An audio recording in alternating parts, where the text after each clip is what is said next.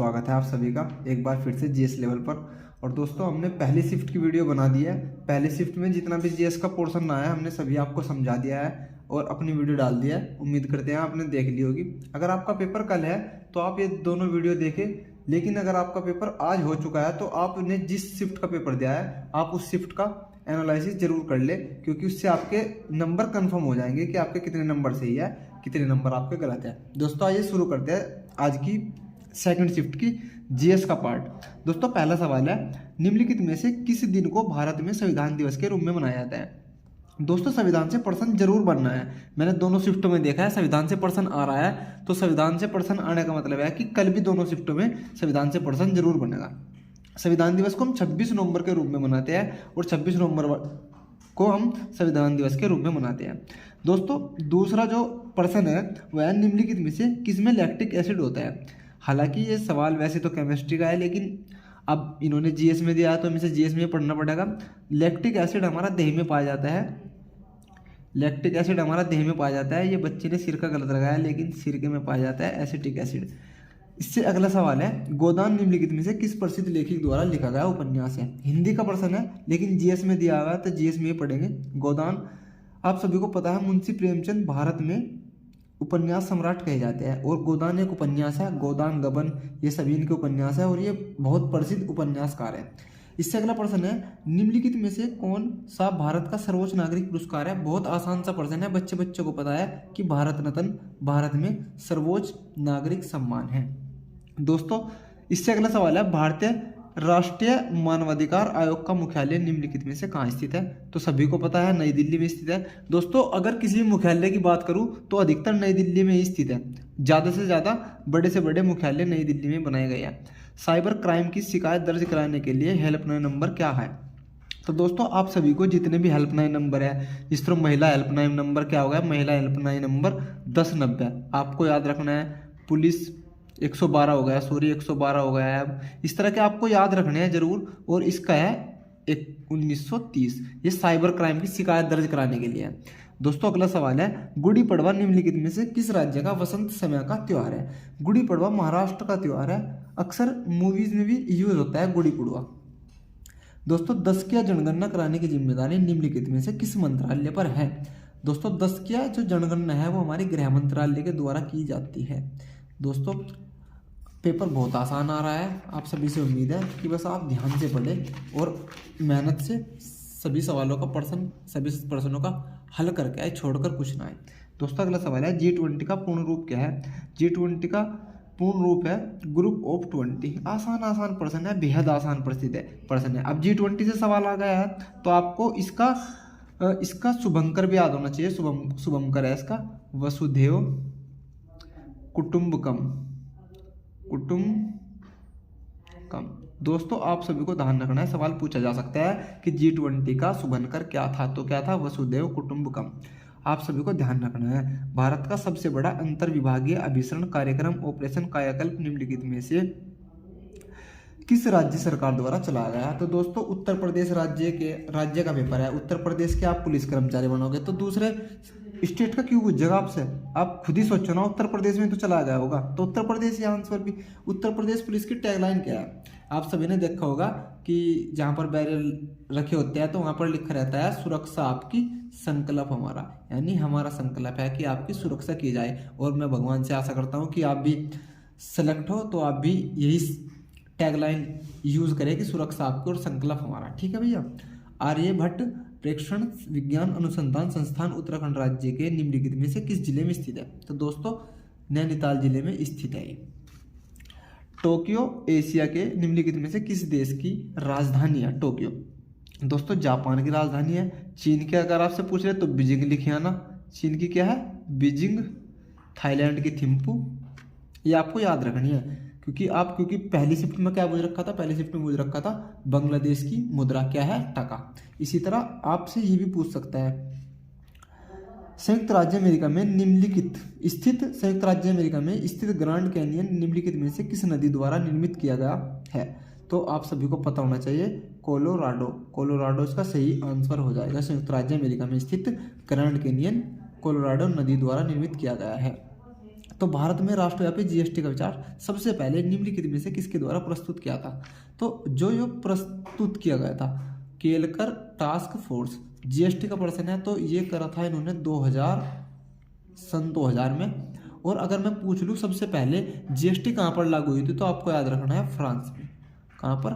France में। भारत में कब लागू हुई थी? 2016 में, 1 जुलाई 2017 में, सॉरी। अब आपको अगला प्रश्न देखना है, भारत का निम्नलिखित में से कौन सा पड़ोसी देश भारत के साथ भूमि सीमा साझा नहीं करता? सवाल ध्यान से पढ़ना है, भूमि सीमा साझा नहीं करता, यानी भूमि सीमा भारत के साथ कौन नहीं साझा करता? नेपाल करता है, म्यांमार करता है, भूटान करता है, लेकिन मालदीव नहीं करता। मालदीव भारत के साथ भूमि सीमा साझा नहीं करता है। ठीक है भाई। अगला सवाल है, सवाल आपके सामने अगला, वस्त्र मंत्रालय ने निम्नलिखित में से किसका उत्पादन करने वाले किसानों की सुविधा के लिए पाट मित्रों एप्लीकेशन लॉन्च किया? वस्त्र मंत्रालय ने, वस्त्र कहीं से बनाया जा? जूट, पटसन।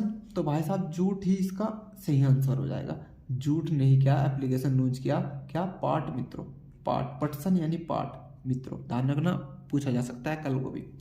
थंगका निम्नलिखित में से किस राज्य की सबसे लोकप्रिय कला शैली है? इसका सही आंसर तो हो जाएगा सिक्किम, लेकिन इसका एक और आंसर हो सकता था, और वो आंसर है अरुणाचल प्रदेश। क्या? अरुणाचल प्रदेश। कल को अगर आपसे पूछ लिया कि थंगका किस राज्य की लोकप्रिय कला शैली है और आपको सिक्किम ना मिले, अरुणाचल प्रदेश मिल जाए, तो आप कंफ्यूज नहीं होंगे, अरुणाचल प्रदेश लगाएंगे। और एक आंसर हो रहा है इसका, मंगोलिया। नर्मदा निम्नलिखित में से किस में मिलती है? नर्मदा मिल जाती है भाई साहब आपकी अरब सागर में। ठीक है भैया, समझ में तो आ रहा होगा। और कल जरूर करना, और आपका फीडबैक हमें जरूर देना, अपने कमेंट बॉक्स में अपनी बात लिख कर जाना।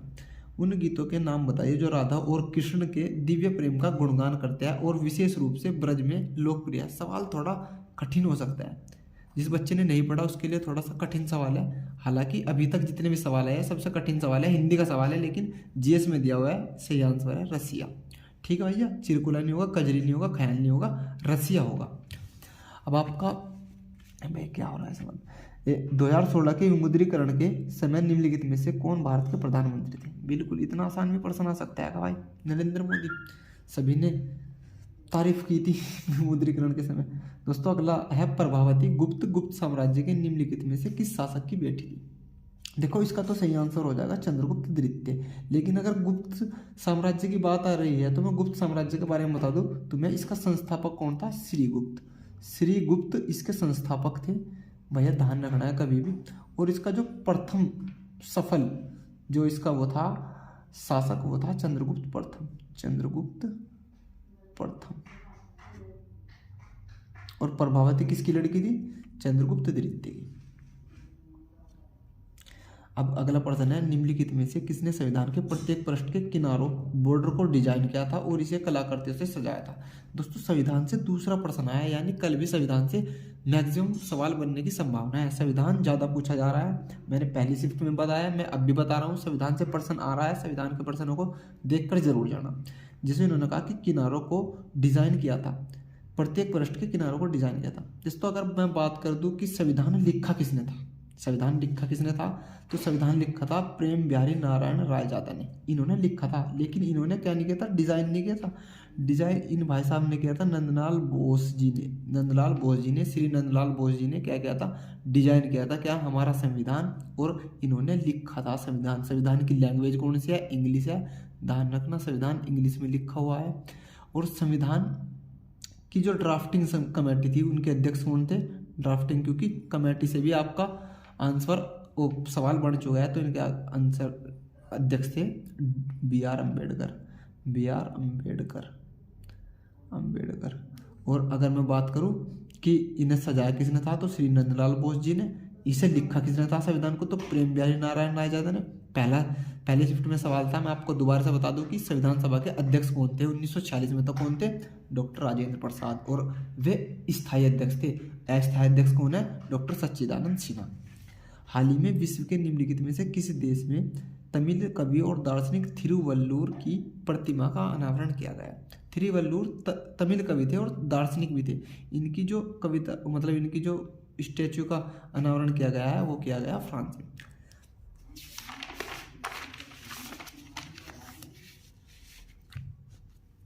दोस्तों नीली क्रांति निम्नलिखित में से किससे संबंधित है? नीली क्रांति संबंधित है मत्स्य पशुपालन से, मत्स्य पालन उत्पादन।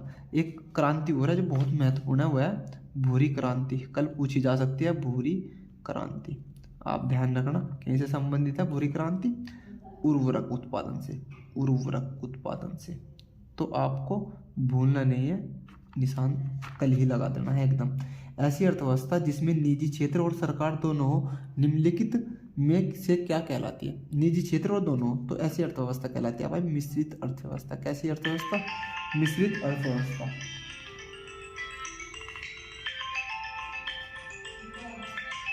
मिश्रित अर्थव्यवस्था।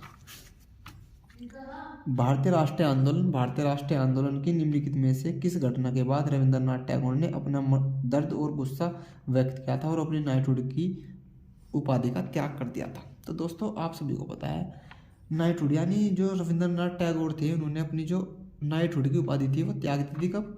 जलियांवाला बाग हत्याकांड से। यानी आधुनिक भारत से सवाल है, आधुनिक भारत के इतिहास से सवाल है। तो मैं आपको मोटी मोटी सी बात बता दूं जो आपको कल के लिए याद रखनी है। दोस्तों जलियांवाला बाग हत्याकांड कब हुआ था? 13 अप्रैल 1919। 13 अप्रैल 1919। आज ये पूछा है, कल को इसकी डेट पूछ सकता है। कहाँ हुआ था? अमृतसर में हुआ था। किसके लिए हुआ था? मतलब क्यों हुआ था? क्योंकि वहाँ पर भारतीय विरोध कर रहे थे, इसलिए हुआ था। वहाँ पर बहुत सारे लोग मर गए थे। किसने गोली चलाने का आदेश दिया था? जनरल डायर ने। ये सब छोटी छोटी बातें आपको याद रखनी है, क्योंकि अगर आप ये भूल गए तो सवाल पेपर में गलत हो सकता है। निम्नलिखित में से किस बैंक ने रुपे नेटवर्क पर भारत का पहला कारपोरेट क्रेडिट कार्ड लॉन्च किया है? तो भाई साहब इंड बैंक। कौन सा? Ind bank. निम्नलिखित में से कौन टाटा स्टील लिमिटेड के संस्थापक है? आप सभी को पता है कौन है? सर जमशेदजी नुरवानजी टाटा। निम्नलिखित में से किस एप्लीकेशन का उद्देश्य नागरिकों के डिजिटल दस्तावेज वॉलेट में प्रमाणिक डिजिटल दस्तावेजों तक पहुंच प्रदान करके नागरिकों का डिजिटल सशक्तिकरण करना है? तो भाई साहब इसके लिए आपको डिजी लॉकर एप्लीकेशन है। अगर आप अच्छी खासी जानकारी रखते हैं कहीं की डिजिटल के क्षेत्र में, तो आपके फ़ोन में ज़रूर होगा डिजी लॉकर। तो यही लिख के आना है। डिजी लॉकर में आप अपने सारे डॉक्यूमेंट्स सेव रख सकते हो और अच्छी PDF फॉर्म में रख सकते हो। मैंने भी डाउनलोड किया है। हाल ही में उत्तर प्रदेश के निम्नलिखित में से किस जिले में प्रथम पूर्ण बालिका सैनिक स्कूल का उद्घाटन किया गया? तो आपको बता दूं मैं, मथुरा में किया गया। और करंट का सवाल बन सकता है, मथुरा में किया गया, लेकिन किसके द्वारा किया गया? राजनाथ जो हमारे क्या है गृह मंत्री, राजनाथ जी के द्वारा क्या किया गया? मथुरा में। इसमें कितनी लड़कियां पढ़ सकती है? 820। ध्यान रखना ये लड़कों के लिए है, लड़कों के लिए नहीं, लड़कियों के लिए है। और कितनी पढ़ सकती है? 820। क्या करेंगे? सैनिक स्कूल है एक तरह का। भारत की स्वतंत्रता के बाद उत्तर प्रदेश राज्य के पहले मुख्यमंत्री निम्नलिखित में से कौन थे? तो आप सभी को मैं बता दूं कौन थे? श्री गोविंद वल्लभ पंत। देखो आज मुख्यमंत्री से पूछा है तो कल राज्यपाल से पूछ सकता है, तो राज्यपाल भी आपको पता होना चाहिए। कौन थी राज्यपाल? महिला थी क्या? सरोजनी नायडू। कौन? सरोजनी नायडू। ये भारत की पहली महिला राज्यपाल थी। याया तसो भारत के निम्नलिखित में से किस राज्य केंद्र शासित प्रदेश में स्थित पहला जैव विविधता विरासत स्थल है? ये लद्दाख में स्थित है, ध्यान रखना।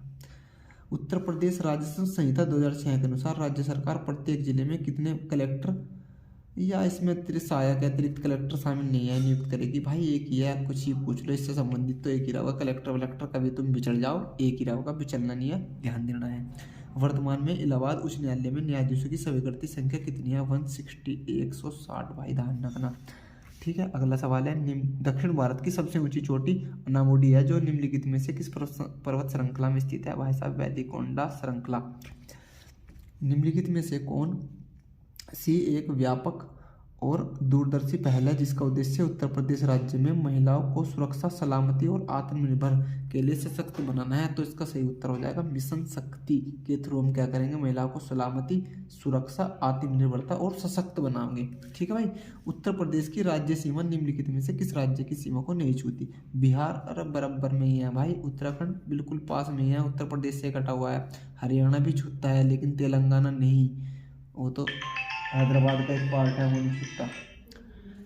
तेलंगाना कहाँ से कटा? आंध्र प्रदेश में से। ठीक है भाई